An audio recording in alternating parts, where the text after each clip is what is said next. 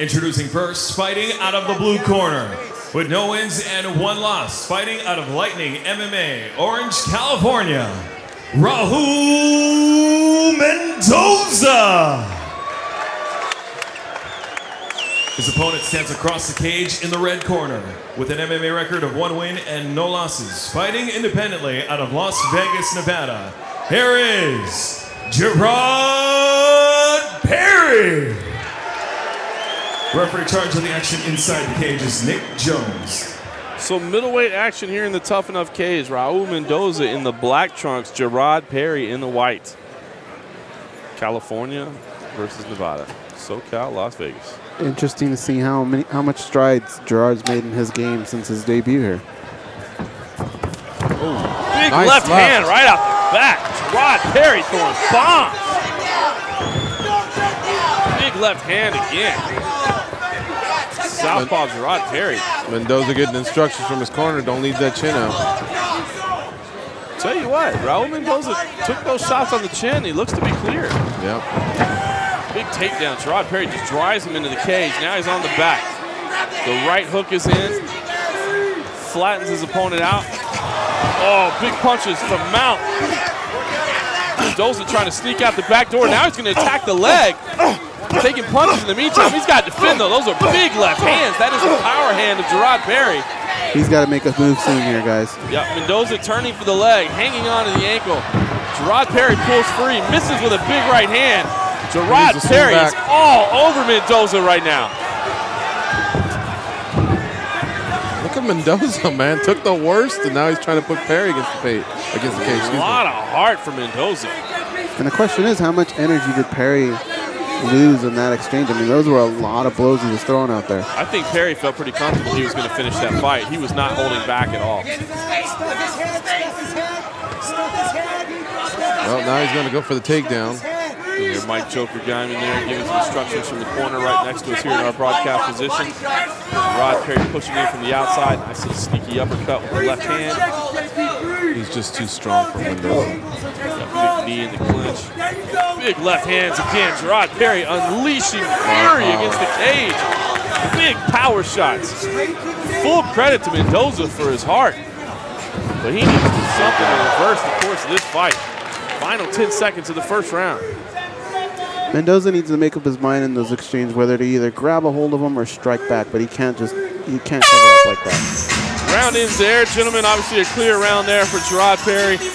Not enough for a 10-8, I wouldn't say, but 10-9. But George, you said it. Jerrod Perry looks very, very strong right now in this fight. What do you say if you're in the corner of Raul Mendoza? Well, he's got to commit to something, like Go said. And basically, if he does have any wrestling, maybe try and take Perry off his ground, because Perry is coming forward. So if you can get the right timing and get underneath him, maybe put Perry on his back. Maybe Mendoza's got a good grappling game that we haven't seen yet, but he just can't sit there and take punches. He's taking too much damage. And then when he gets taken down, same thing. Everything's more about covering up rather than countering some sort. I look at Jerrod Perry over there. He's got his mouth closed, his hands on his head. Looks like he's breathing okay. Despite a furious first-round assault there, it looks like he's still in pretty good shape. Yeah, I think they have to calm him down a little bit and just make sure that he does the same thing he did in round one. He's got to be first. That's the problem I think that Raul's having, is he's letting him implement his game. Jerrod just got to be first. He's got to attack. He's having tons of success with it. Great point. Round two here in the middleweight division. Raul Mendoza in the black trunks, Jerrod Perry in the white. Jerrod came out throwing bombs in the opening round. Let's see if he repeats it in round two. Mouthpiece is hanging out a bit, but he's still coming forward. Still coming forward. Furious shots. Oh, the left hand clipped him there. You're right, George. Look at Jerrod Perry dropping that mouthpiece out. Interesting there. Yeah, and if he's not tired, that's a very bad habit. Yeah, extremely bad. That's something he's going to need to address there. But one thing he won't need to address is his fury in these flurries. A lot of power. He's got a hold of the shorts there. He's got to let. Perry's well aware that aggression is one of the criteria, isn't he? Wow. That's for sure. He steps on the gas. I love that guy. All credit again to Mendoza for his heart. Impressive to see that he's been able to absorb those blows. He took one very clean shot there. And this is his position. This is his opportunity right here. It's a good position for him to turn things around.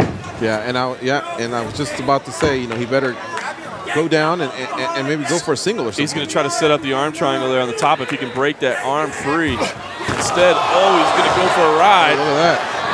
creativity from Jerrod Perry, but Raul Mendoza able to counter beautifully. He's on the back. Could this be the opportunity he needs to turn things? He needs to get his hooks in. Oh, man, but he strikes me as an inexperienced grappler because he wasn't even trying to get his hooks in, which would have prevented that move right there. Yeah, certainly so. He was in a good position there, but just got overpowered by Jerrod Perry. Jerrod Perry is a beast of a man. He sure is. And not only coming prepared with his MMA skills, guys, but how about the gas tank on this kid? Perry decides to back away. Mendoza took a look at his corner. He might be rattled, guys. Yeah, he looks a little bit out of it. I looked into his eyes when he looked over here, and it didn't look good. Nope, another clean left hand there from Perry. Oh, wow. Perry just unleashing against the fence. Mendoza into the clinch and is able to get a few knees in there. Final 10 seconds of the second round. I haven't seen anyone tougher than Mendoza tonight, though. I'll give him that. A lot of guts in there. Another knee inside, punching away to end the round.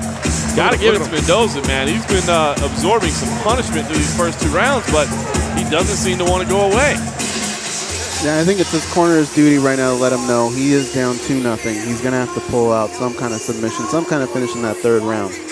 Unfortunately, that's tough to say, to go forward and be aggressive against a guy like Jerrod Perry. It's not going to come from the striking, so I think he's got to get this fight to the ground.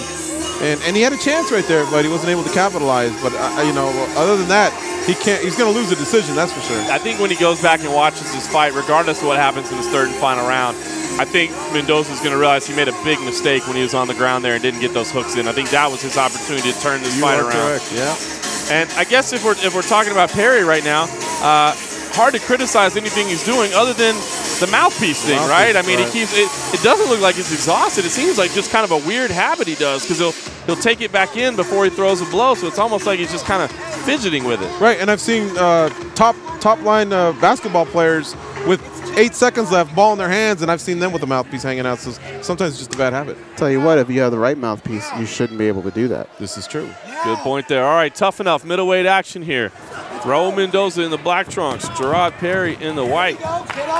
We think Perry's up 2 rounds to none, but Mendoza, give him credit. He has stayed in the pocket from moment 1. And there he is firing back, landed a right hand. You know, I think he's finally starting to get Perry's timing down a little bit, and he's not there right away from, very good shot. Inside low kick to the groin. Mendoza. They were standing to the side. We didn't get a clear shot of that. I can hear it. Mendoza seems to question it, and Perry went straight down. Yeah, Mendoza seemed to think he didn't do it. Certainly, I don't think he did it intentionally by any stretch of the imagination, but I heard it, yeah. Perry in a lot of pain right now. Obviously, he gets 5 minutes. A lot of times we see fighters kind of rush back. Perry does not look like he's of the mindset that he wants to rush back right now. Only he knows. As long as a doctor can come in and check things out, right? All you can do is ask him. Got to take their word for it right now. Perry kind of walking around the cage a little bit. And I remember I noted the first time I saw Perry fight, he kind of has a Mike Tyson look to him, doesn't he? A little bit, yeah. I'm not just talking about his physique. Look at his face. The scowl and certainly not happy right now. I think he's going to be able to shake it off.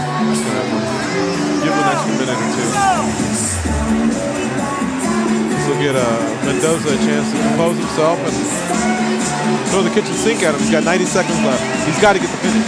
Yeah, great point. In a lot of ways, you never really want to rush back. If you're the guy that gets hit in the groin, you want to use those 5 minutes if you need them. I think sometimes guys almost feel guilted into rushing back. But listen, when you got an opponent that's exhausted like Mendoza is, the longer you wait, the more time you're giving them to kind of rest up just in case. We've seen a lot of punches in this fight. Not very many kicks. I wonder if he can't slip one of those in there when Perry's getting over aggressive. All right, we're back to action. Perry walking forward immediately. Another right hand from Mendoza. He's landed that twice in this round. Perry coming forward with those powerful hooks. Perry switching positions. Oh, goes into the takedown. Great takedown by Perry there. Fantastic defense from Mendoza, and Perry just pulled him off the cage and slammed him. And great position that he's in now. That was just a beast move there. Under a minute left here for Mendoza. see what he has off his back. Yeah, Mendoza circles in the guard. Raul, you got 50 seconds. You got to work now. That's not going to do it. Stand up. Not sure if that's the position he wanted to be in. I'm sure you can Got overhear a lost Mendoza's mouthpiece corner here. stating that he has to go for it. Yeah, we got a quick stand-up because he lost his mouthpiece there. Interesting, I mean, because very easily could have restarted. Perry knocked out the mouthpiece that time. Big punches again.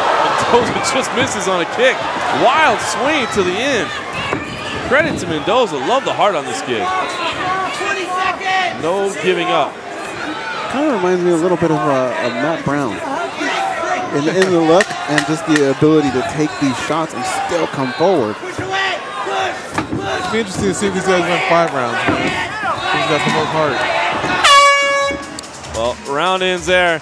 I guess you could conceivably make a case that Mendoza won the 3rd round. I think Perry took all 3, but there's no way Mendoza's taking home a decision. But let's say it, man. I like the heart on Raul Mendoza. He's got some technique issues to work out. But certainly, man, you got to love the heart that he had. And Jerrod Perry, you know, seemed to gas a little bit at the end. We do have the mouthpiece issue that he needs to address, but he looks like a real talent. We talk about the learning process that comes along with amateur MMA, and I'm sure both of these guys are going to go back and look at this tape. And there are quite a few things that they can learn. Even Jerrod Perry, as dominant as he was, there were some things that he could learn from this fight. Yeah, and for Mendoza, let's face it, guys, he's going to have to continue to get in better shape and probably take it down a weight class because he was out big once again. Perry's in good shape. He's strong. Yeah, he looks like the kind of guy that could be kind of a rangy lightweight, you know, at some point kind of lose that. I mean, he might be able to get all the way down to featherweight at some point if he really wants to go after it, but I think he could at least be, you know, kind of a rangy type lightweight at some point. But Perry, just a beast of a man. I like what I see out of him. He still has to show up the technique a little bit, but man, these two guys were a lot of fun. They sure were. Different gloves used in this one. Now, is that a weight class thing, an experience thing, or just you have the choice come fight night? It's not something that we've seen before, but I want to get a clarification. I like it if it is. Let's take it up, Just Bernard, get the official decision.